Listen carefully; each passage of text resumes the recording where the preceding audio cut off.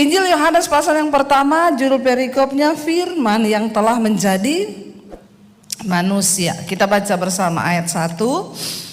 Pada mulanya adalah firman. Firman itu bersama-sama dengan Allah, dan firman itu adalah siapa?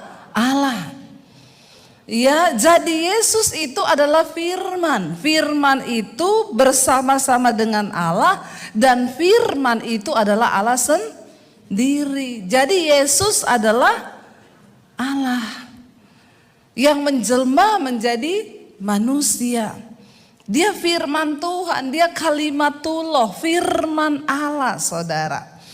Ya, ini rahasianya. Ayat 2 berkata, Ia pada mulanya bersama-sama dengan Allah. Segala sesuatu dijadikan oleh Dia, dan tanpa Dia tidak ada satupun yang telah jadi dari segala yang dijadikannya. Ingat, ketika menjadikan dunia ini, bumi dan segala isinya, Allah itu hanya berfirman. Ya, Tuhan itu cuma berfirman, jadilah terang, maka jadilah terang. Ya, jadilah cakrawala, jadilah cakrawala. Itu yang menjadi kekuatan bagi saya ketika saya menghadapi masalah, saudara. Saya percaya untuk menjawab masalah dan saya dan saudara, Tuhan cuma cukup berfirman. Percayakah saudara? Karena firman itu mengandung kuasa. Karena firman itu adalah Allah sendiri. Karena firman itu adalah Yesus Kristus. Ya, kenapa ada orang-orang yang mengalami kesembuhan, saudara? Ketika dia sudah divonis dokter cancer, dia divonis dokter, tidak ada harapan lagi. Ya, satu kesaksian yang pernah saya saksikan di mesbah doa, ya, seorang rekan saya pelayanan Yudit Halim, suaminya divonis kena cancer otak, dan itu cancer terlangka di dunia. Ya, di Amerika itu kasus pertama, di Singapura itu kasus pertama suaminya. Ketika dokter buka otaknya, dokter bilang tidak ada harapan. Ya, kita akan coba, tapi dioperasi tidak akan menyembuhkan dan tidak menjamin dia bisa sembuh dan selamat. Dokter berkata paling usianya tinggal 6 bulan. Kami akan coba buka, ya, otaknya, dan kita akan lihat kansernya menjalar sampai kemana.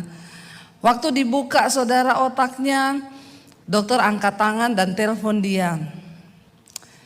Kami hanya nurut ibu. Menurut ibu dilanjutkan enggak operasinya? Karena ternyata kansernya sudah sampai ke batang otak, sudah sampai ke telinga, sudah sampai ke mata dan lain sebagainya. Kalau ibu bilang lanjutkan, kami lanjutkan. Kalau enggak, kami tutup kembali.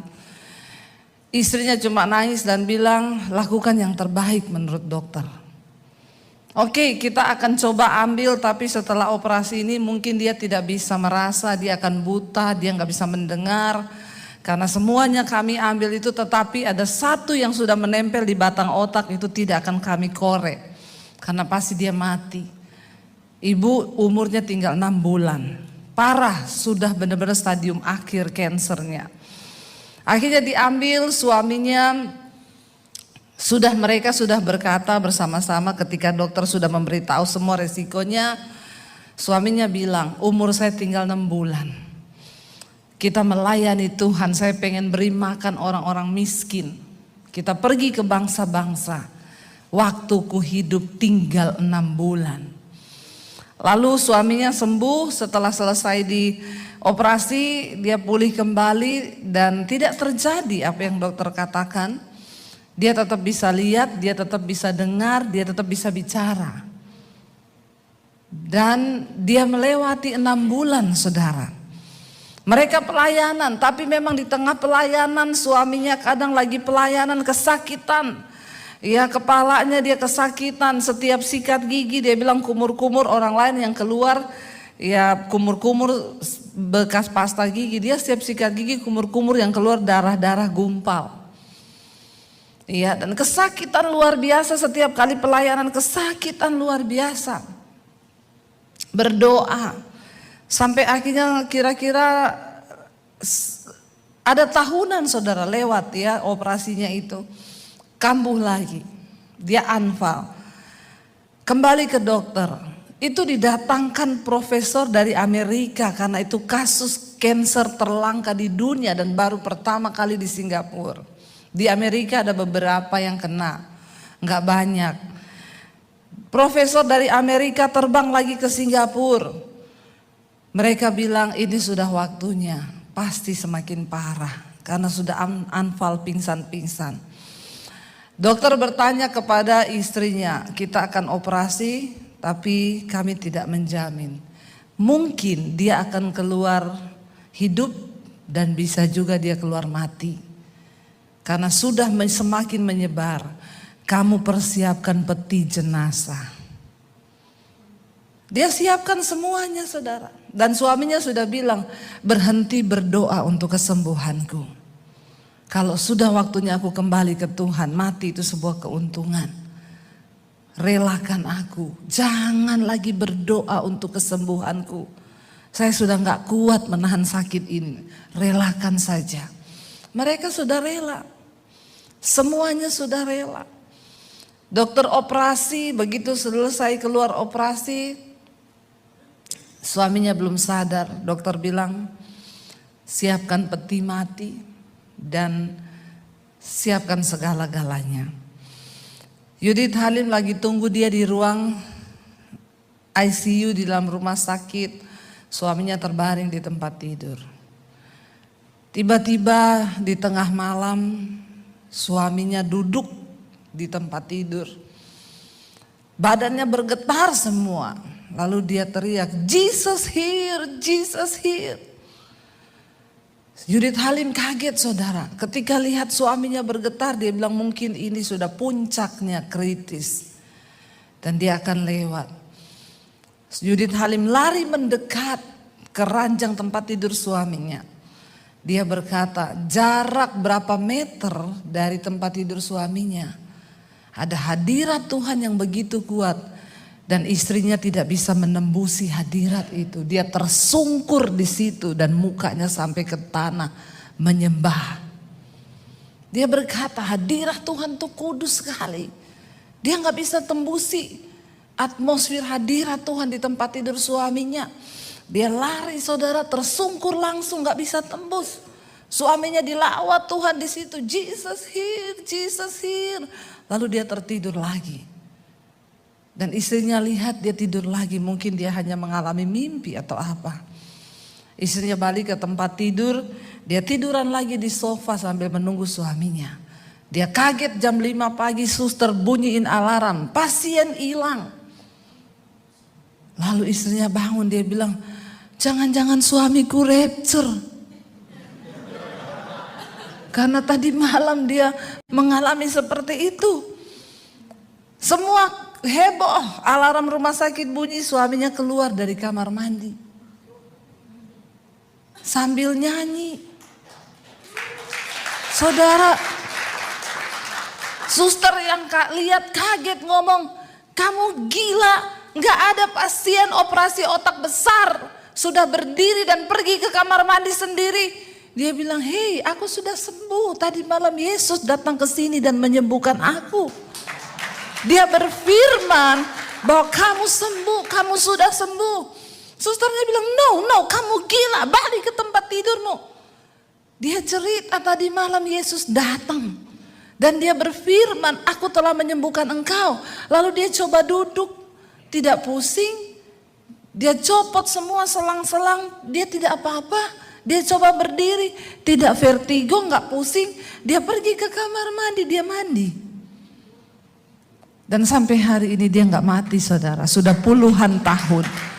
Tuhan yang berfirman. Ketika dokter ngomong apapun, firman itu berkuasa. Karena pada mulanya adalah firman, firman itu adalah Allah dan firman itu Allah sendiri. Dan ketika dia datang ke dalam dunia dalam rupa manusia yaitu Yesus, segala kuasa diberikan kepadanya.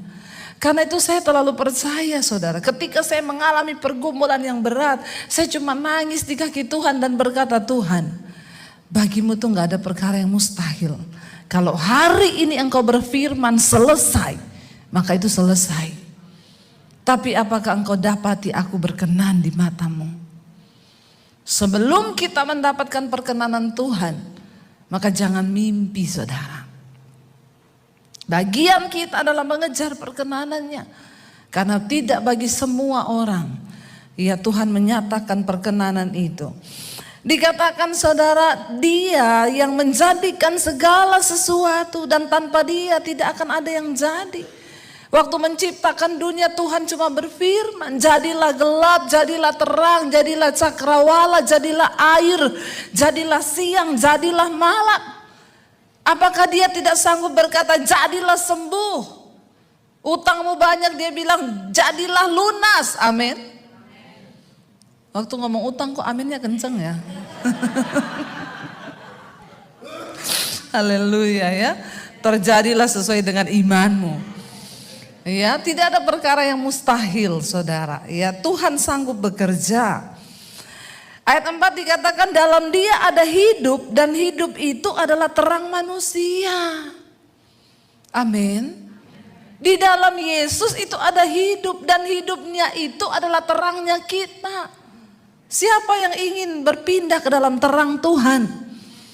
Ketika pertama kali Tuhan menciptakan manusia, mereka ditempatkan di Taman Eden, tempat yang indah sudah seperti sorga. Manusia nggak perlu bekerja. Iya, nggak perlu ambil shift malam, shift pagi, sampai berapa kali semalam sehari ya. Dia sudah ada semua, Tuhan siapkan. Tumbuhan ada semua untuk mereka makan. Tapi akhirnya setan tahu. Dan setan berusaha untuk menjatuhkan manusia. Dan akhirnya manusia jatuh dalam dosa. Dan ketika manusia berbuat dosa, Alkitab berkata setan dibuang dari hadapan Allah. Tadinya dia malaikat, Lucifer. Ya, lalu dia terbuang dari hadapan Tuhan, dia menyeret saudara. Ya, malaikat yang lain untuk ikut menjadi pasukannya. Dari sorga, dari Taman Eden, mereka terbuang kemana saudara? Ke bumi. Dan manusia juga dari Taman Eden juga dibuang ke bumi. Jadi kita hidup satu nusa kambangan kan? Sama setan di bumi. Jadi bumi ini tempat pembuangan. Saudara mengerti sekarang? Jadi ada yang mau lama-lama tinggal di bumi? Siapa yang pengen cepat-cepat Tuhan datang lalu kita pindah alamat? Nggak ada yang pengen loh, ini jemaat ini terus maunya apa ya? Mau kerja terus Bu di Philadelphia. Mau kerja terus. Ya, kita adalah orang-orang yang mempercepat waktu kedatangan Tuhan. Karena kalau tidak dipersingkat waktu ini, tidak akan ada yang selamat. Waktu sekarang ini sudah tidak kayak dulu saudara. Dulu 24 jam, itu 24 jam. Kalau dihitung dengan waktu sekarang, sehari itu tinggal 22 jam menurut para ahli. Bumi berputar pada porosnya itu semakin cepat. Ya, dan memang Alkitab berkata waktu ini akan dipersingkat. Karena kalau tidak dipersingkat tidak ada yang selamat. Semuanya terseret dengan dunia. Padahal dunia ini adalah tempat pembuangan. Tapi heran banyak orang yang mencintai dunia. Ya, biarlah selama Tuhan beri kita waktu hidup di dunia, aku mau melayani Engkau Tuhan. Saya nih di sini saudara, kelihatannya lama sih, tapi benar-benar nggak ada waktu loh. Ya, habis khotbah dari sini 2 kali saya harus ke New Jersey. Di sana saya khotbah 3 kali. Saya nginep nanti semalam, besok pagi saya langsung harus ke New York lagi. Ya, lalu khotbah di sana. Benar-benar nggak ada waktu. Waktu hari apa itu saya benar-benar rasa ya, makan pagi di New York, makan siang di Philadelphia, makan malam di Atlanta loh saudara. Ya, benar-benar itu. Capek, yes, melayani Tuhan, tapi saya bilang Tuhan selama masih ada waktu. Ya, aku mau memberi hidupku untuk melayani Tuhan. Tidak ada lain yang bisa kita kerjakan selain melayani Tuhan. Ya, mengisi waktu hidup kita ini dengan melayani Tuhan. Tuhan udah beri kita napas. Tuhan beri kita kecukupan. Lalu apa yang harus kita balas? Ya, jangan engkau jadi pengangguran loh di hadapan Tuhan. Amin. Ya, mari kita terus bekerja selama masih siang. Karena Alkitab berkata akan datang malam dan kita tidak lagi bisa berbuat apa-apa.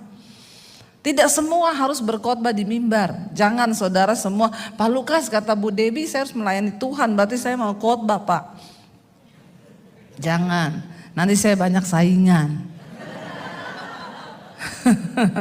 Ya, saudara bisa menjadi pendoa. Dari rumah engkau berdoa buat bangsa ini, engkau berdoa bagi Indonesia, engkau berdoa bagi jiwa-jiwa. Ya, itu benih yang tidak terlihat tapi engkau mengambil bagian dalam proyek kerajaan Allah. Ya, saya berkata Tuhan, saya mau menghabiskan waktu saya untuk melayani-Mu karena saya tahu tidak lama lagi. Kita sedang ada di hari-hari yang terakhir, waktu-waktu yang singkat saudara ya. Dan dikatakan terang itu ya di dalam dia ada hidup dan hidup itu adalah terang manusia. Ya, lalu ayat yang kelima, terang itu bercahaya dalam kegelapan dan kegelapan tidak menguasainya. Tadi yang saya bilang ketika manusia dibuang ke dalam dunia, setan membangun sebuah kerajaan di dunia ini. Makanya Yesus berkata dunia dan segala isinya ada di bawah kuasa si jahat. Ya, karena itu yang ada dalam dunia ini cuma 3 hal, keinginan daging, keinginan mata dan keangkuhan hidup. Tidak ada yang lain. Tetapi Yesus datang ke dalam dunia untuk membawa sebuah kerajaan yang namanya kerajaan Allah. Dan dia pindahkan orang-orang dari kerajaan setan yang mau percaya kepada dia, yang menerima dia, diberi kuasa, memiliki hidup yang baru, terang yang baru itu, hidup mereka dipindahkan dari gelap ke terang. Makanya dikatakan gereja. Apa artinya gereja? Eklesia, kumpulan orang-orang yang hidupnya telah dipanggil dari gelap masuk ke dalam terang yang ajaib. Kita sudah berpindah dari kerajaan setan kepada kerajaan Allah. Ya, dan dikatakan di sana terang itu bercahaya di dalam kegelapan dan kegelapan itu tidak menguasainya. Orang yang hidup dalam Yesus, dia ada terang di dalam dirinya. Dan kegelapan di sekeliling ini tidak bisa lagi menguasai kita anak-anak Tuhan. Sehingga kita bisa dengan tegas berkata tidak kepada dosa. Orang yang terus membangun hubungannya dengan Tuhan, dia gak akan mudah jatuh bangun dengan dosa. Ada yang berkata, tapi saya masih Bu, saya hari ini bertobat, besok kumat. Nah ini masalahnya. Engkau gak konsisten hidup di dalam kebenaran firman. Hidup kudus itu tidak susah, asal engkau mendekatkan dirimu dengan Tuhan. Terang yang ada di dalammu itu bersinar dan kegelapan di sekeliling itu tidak bisa lagi menguasai kita. Ya, kita punya kuasa saudara. Saya nggak bisa terima kalau ada orang Kristen yang berkata, ya saya ini mau Bu hidup kudus, tapi kenapa besok saya jatuh lagi, saya dosa lagi. Berarti engkau belum sungguh-sungguh hidup dalam terang itu saudara. Datanglah seorang yang diutus Allah namanya Yohanes ya. Ia datang sebagai saksi untuk memberi kesaksian tentang terang itu. Yohanes disuruh untuk mempersiapkan jalan bagi kedatangan Kristus ya. Supaya oleh dia semua orang menjadi percaya, itu nubuatan Nabi Yesaya. Berserulah orang di padang gurun, bertobatlah, bertobatlah sebab kerajaan Allah sudah dekat. Itu Yohanes Pembaptis, dia disuruh menjadi orang yang mempersiapkan jalan bagi Tuhan. Ia bukan terang itu, Yohanes bukan terang itu, tetapi ia harus memberi kesaksian tentang terang itu, tentang Yesus yang akan datang. Terang yang sesungguhnya yang menerangi setiap orang sedang datang ke dalam dunia. Inilah Natal. Yesus yang adalah terang datang ke dalam dunia. Banyak orang cuma merayakan Natal tapi mereka gak pernah tahu arti dari Natal itu apa. Ya, Yesus yang adalah terang datang ke dalam kegelapan, melenyapkan kegelapan itu dan membawa hidup kita masuk ke dalam terang. Tapi kalau engkau terus hidup dalam dosa, kenajisan, percabulan, kepahitan, gak bisa mengampuni, engkau masih ada di dalam gelap dan engkau belum berpindah ke dalam terang. Engkau belum mengalami Natal yang sesungguhnya.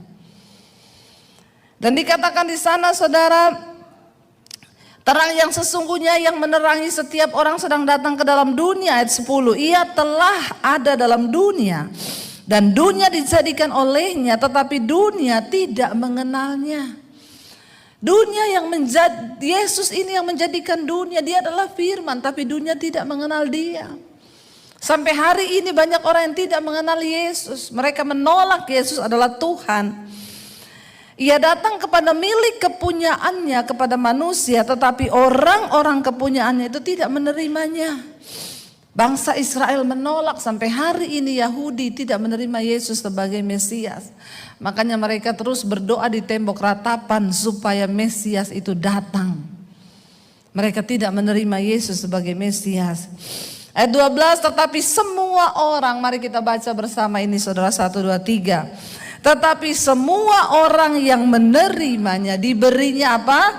Kuasa supaya apa? Menjadi anak-anak Allah, yaitu mereka yang percaya dalam namanya. Katakan amin. Kita yang percaya kepada Yesus, kita diberi kuasa. Kita diberi kuasa untuk apa? Menjadi anak Allah. Karena itu kegelapan tidak lagi menguasai kita. Orang yang bersinah bisa berkata, no, aku tidak akan bersinah lagi sebab terang itu ada dalam diriku. Tapi orang yang main-main dengan dosa, engkau belum sungguh-sungguh menerima Yesus. Ini yang berkata Alkitab. Saya mengalami, saya suka dulu melakukan dosa. Saya hobi berdosa, semua dosa saya coba. Tapi ketika Yesus datang dalam hidupku menjadi terang. Stop, berhenti, semua berhenti. Adik saya dulu badannya tatoan, ya, suka mabok, judi, merokok.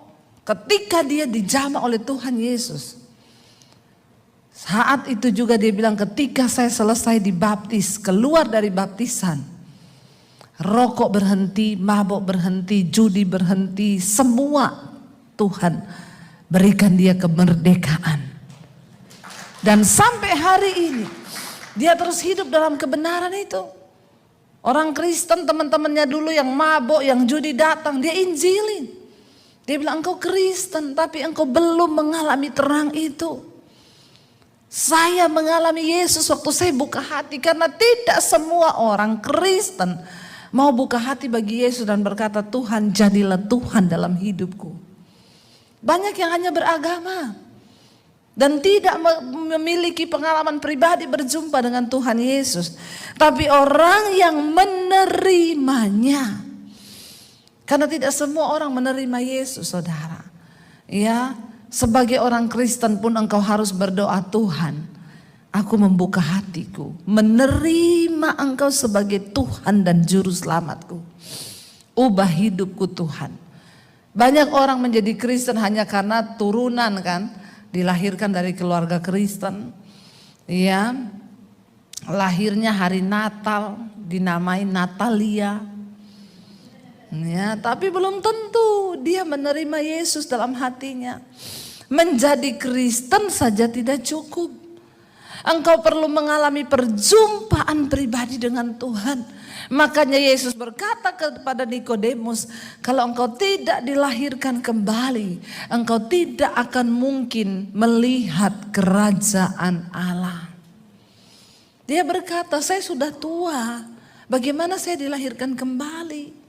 Gak mungkin, aku ini udah tua, masa aku masuk lagi ke rahim ibuku? Yesus bilang, kau harus dilahirkan lewat firman. Ya, engkau harus dilahirkan kembali. Semua kita saudara, katakan hari ini, Tuhan jadilah Tuhan atas hidupku dan jadilah Juru Selamat.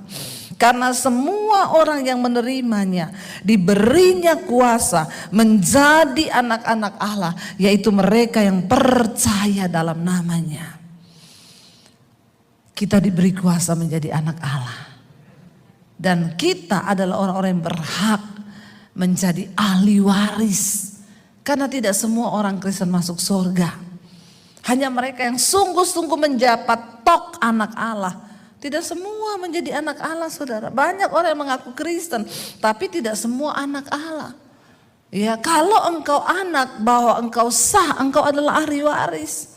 Ya, jangan hanya menjadi Kristen yang beragama, tapi mari kita mengalami Tuhan Yesus secara pribadi, mengalami terang itu, mengalami firman itu. Ayat 13 dikatakan apa saudara? Anak-anak Allah itu statusnya apa? Ayat 13, orang-orang yang diperanakkan bukan dari darah atau daging, bukan pula secara jasmani oleh keinginan seorang laki-laki, melainkan dari Allah. Kita menjadi anak-anak Allah artinya apa? Benih ilahi itu ada dalam hidup kita. Bukan anak sebagai yang dikatakan persetubuhan laki-laki dengan perempuan. No, dikatakan di sana kita diperanakkan bukan dari darah dan daging, bukan pula secara jasmani oleh keinginan seorang laki-laki, melainkan dari Allah. Di dalam hidup kita, saudara dan saya, ada benih ilahi. Dan kodrat kita itu kodrat yang baru Tuhan berikan. Ayat 14 dikatakan firman itu telah menjadi manusia dan diam di antara kita. Dan kita telah melihat kemuliaannya, yaitu kemuliaan yang diberikan kepadanya sebagai anak tunggal Bapa, penuh kasih karunia dan kebenaran. Ayat 15, Yohanes memberi kesaksian tentang dia dan berseru katanya, inilah dia yang kumaksudkan ketika aku berkata, kemudian daripada aku akan datang dia yang telah mendahului aku, sebab dia telah ada sebelumnya. Dia huruf besar yaitu Yesus. Ya, karena dari kepenuhannya kita semua telah menerima kasih karunia demi kasih karunia. Sebab hukum Taurat diberikan oleh Musa, tetapi kasih karunia dan kebenaran datang oleh Yesus Kristus. Tidak seorang pun yang pernah melihat Allah, tetapi anak tunggal Allah yang ada di pangkuan Bapa, dialah yang menyatakannya. Kita semua tidak bisa melihat Tuhan, saudara. Allah Bapa itu seperti apa. Tetapi dia datang dalam rupa manusia. Dan memang Tuhan tahu, manusia itu butuh figur untuk disembah. Amin. Tuhan berkata kepada bangsa Israel, kenapa aku tidak menyatakan diriku kepadamu dengan wujud? Karena pasti kalau aku menyatakan diri kepadamu dengan wujud, engkau akan membuat patung, dan patung itu akan engkau sembah yang menyerupai aku. Makanya Tuhan menyatakan diri kepada mereka lewat angin, lewat api. Tapi semakin kesini Tuhan tahu manusia itu membutuhkan satu figur untuk bisa dia ikuti. Allah mengirim nabi-nabi untuk berbicara kepada manusia agar mereka bertobat. Dia bunuh nabi-nabi. Gak ada. Bahkan tidak ada lagi satu korban darah yang bisa menyelamatkan manusia. Dulu perjanjian lama orang kalau berdosa, dia datang ke bait Allah, sembelih kambing domba, darahnya tercurah, dosanya dihapuskan. Saudara bisa bayangkan kalau itu masih berlaku sampai hari ini? Kita harus menyembelih darah untuk menghapus dosa? Tidak cukup itu kambing domba, sapi saudara. Saya yakin, bener nggak? Cari ke pasar, Pak, ada domba habis, ada kambing habis, sapi habis, manusia berdosa semua. Iya Pak, iya. Satu hari kita bikin dosa 3 kali, maka 3 harus kita sembelih. Makanya Yesus datang sebagai anak domba Allah. Dia dikatakan the Lamb of God, anak domba Allah. Artinya lewat darah pengorbanan yang kekal dan abadi, yaitu darah Yesus, selesai semua kutuk atas dosa manusia di dunia ini. Katakan yes, amin. Ya, tetapi banyak orang tidak mengerti akan hal ini. Dulu saya pun berkata orang Kristen tuh goblok, percaya sama Tuhan yang mati. Bagaimana Tuhan mati? Saya baru tahu setelah saya baca Alkitab bahwa memang Yesus datang untuk mati. Dan ini yang saya sampaikan kepada orang-orang yang tidak mengerti. Saya banyak ketemu dengan orang-orang yang sebangsa saya dulu, mereka tidak tahu. Saya menjelaskan. Ya, dulu kita tahu bahwa darah itu menghapus dosa. Tetapi tidak ada lagi, Tuhan berkata, tidak ada lagi darah yang bisa menghapus hidup dan dosa manusia yang begitu bejat. Semua dosa mereka lakukan. Maka Allah berinisiatif untuk turun dalam rupa manusia. Dia yang adalah Allah mengosongkan dirinya datang sebagai hamba. Ya, nanti di ibadah kedua saya akan bahas dia datang bukan di hotel bintang 5. Yesus lahir di kandang. Saya dulu waktu menikah pertama kami susah saudara. Ya, uang benar-benar pas-pasan. Tapi saya tidak pernah bermimpi dan berkata kepada suami saya nanti lahir di kandang apa ini, kandang ayam atau kandang sapi ya. No. Itu kita yang manusia. Kita berharap buat anak kita kasih yang terbaik, benar nggak? Tapi kita perlu belajar, Yesus datang. Dia lahir di kandang loh. Dari situ kita belajar kan siapa kita ini. Yang menuntut fasilitas yang terbaik, minta yang terbaik. Ya, kita cuma hamba, nggak ada yang perlu kita sombongkan. Ya, dan Yesus datang lahir di kandang domba. Dia lahir di palungan, bukan lahir di hotel bintang 5. Tapi kita berasa sudah ini sedikit, ya direndahkan dikit, belum tahu siapa saya. Ya, belum tahu siapa saya. Ya siapa lu? Emang siapa sih lu? Kenal aja kagak? Ya itulah manusia, benar nggak saudara? Ya kita ini lupa ya bahwa dia datang menyelamatkan kita, dia yang punya sorga. Dia punya segalanya. Ya nanti kita akan dalam ibadah yang kedua saya akan membahas tentang Natal itu adalah sebuah kesederhanaan. Ya bukan apa-apa saudara. Ya oke, kita merayakan Natal bagus, kita hiasi rumah dengan lampu-lampu, yes. Tapi yang terpenting engkau hiasi hatimu dengan terang yang dari Tuhan. Biar Natal tahun ini, ya saya undang para imam musik. Biar Natal tahun ini kita mau berkata, Tuhan kami mau buang semua yang gelap di hati. Kepahitan, kekecewaan. Kami mau nyalakan terang Tuhan di hati kami. Kami lepaskan pengampunan, kami mau buang hal-hal yang lama, dan kami mau sungguh-sungguh mencari Tuhan. Kita naikkan lagu Yesuslah Kebenaran. Mari bangkit berdiri bersama saudara. Tidak selamanya kita harus mengerti jalan Tuhan. Tapi untuk selamanya kita harus belajar percaya kepada Tuhan. Sekalipun mengikuti jejaknya itu berat. Seringkali apa yang kita mau secara daging tidak terjadi. Tapi percaya saudara, waktu kau ikut jejaknya Tuhan. Ayub berkata begini saudara. Perintah dari bibirnya tidak kulanggar. Dalam sanubariku kusimpan ucapan mulutnya. Mari dengarkan firman Tuhan dan simpan itu dalam hatimu. Waktu engkau menyimpan firman dalam hatimu, maka firman itu yang akan menuntunmu saudara. Untuk mulai mengikuti kehendak Tuhan. Waktu kau simpan firman dalam hatimu, maka firman itu yang akan berkuasa membawa engkau sampai pada tujuannya Tuhan. Karena firman itu berkuasa. Dan firman itu dikatakan akan mengerjakan setiap apa yang disuruhkan Allah untuk terjadi dalam hidup kita.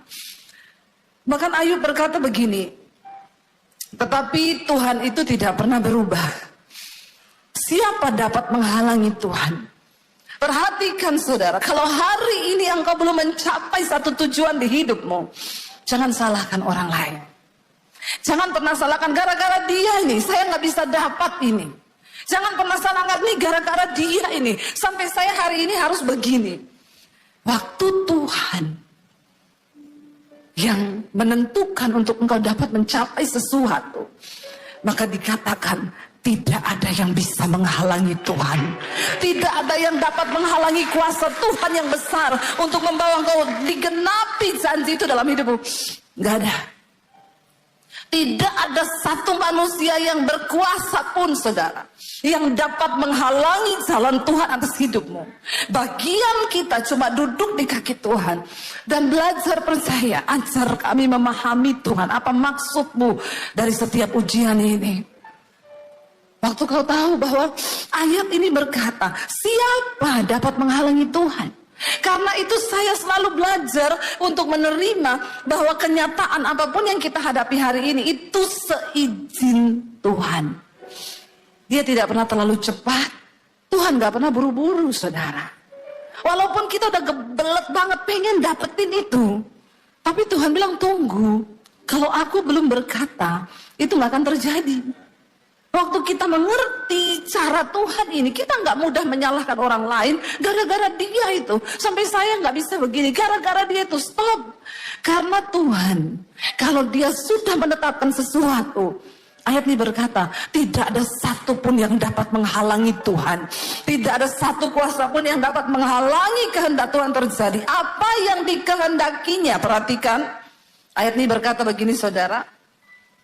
Baca bersama. Apa yang dikehendakinya dilaksanakan juga. Karena apa? Ia akan menyelesaikan apa yang ditetapkan atasku, dan banyak lagi hal yang serupa yang dimaksudkannya. Tuhan akan melaksanakan ketetapannya atas hidup kita. Hari ini bagian kita berkata, Tuhan, tuntun aku berjalan di dalam jejak-Mu. Hari ini banyak hal yang tidak kami mengerti. Waktu-waktu ke depan mungkin masa yang suram, kekelaman. Tapi waktu Engkau datang dan berkata pada Tuhan, aku mau Tuhan ajar kami memahami semua rencana-Mu atas hidup kami. Maka Dia Tuhan yang turut bekerja mendatangkan kebaikan atas hidup kita. Bangkit berdiri bersama saudara. Angkat hatimu pada Tuhan. Serahkan hidupmu kepada Tuhan malam ini. Ini adalah titik balik. Bilang Tuhan, biar malam ini menjadi titik balik hidupku kepada Tuhan. Kami datang Tuhan, memberi hidup kami kepadamu. Bahwa lidah kami hanya memuji. Yes, Lord.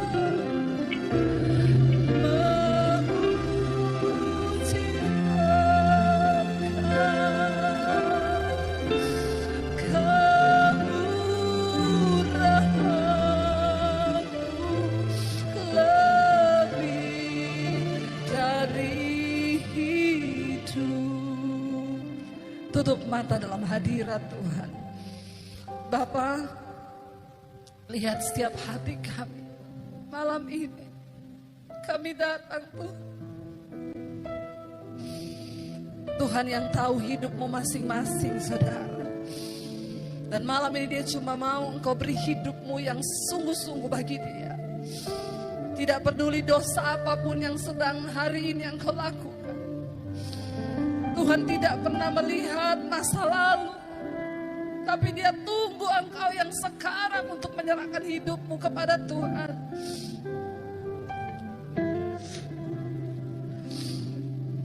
Ini hidup kami Tuhan Yesus.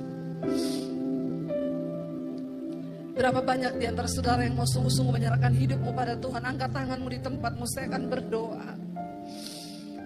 Tuhan, Engkau melihat setiap tangan kami yang terangkat kepadamu Tuhan.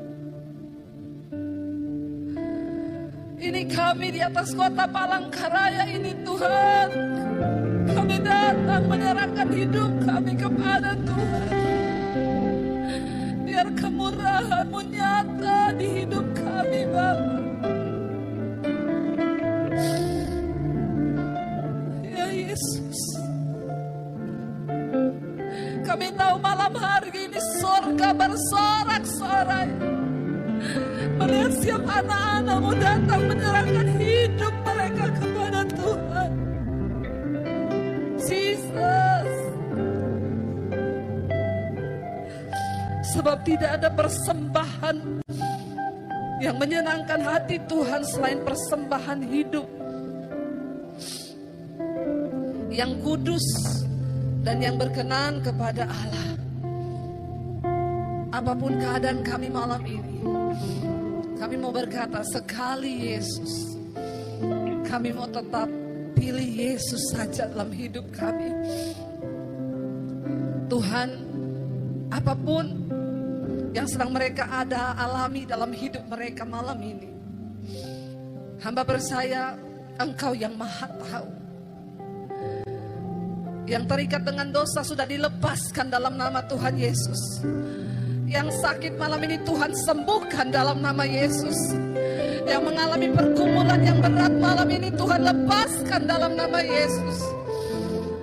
Kami mau berkata malam ini,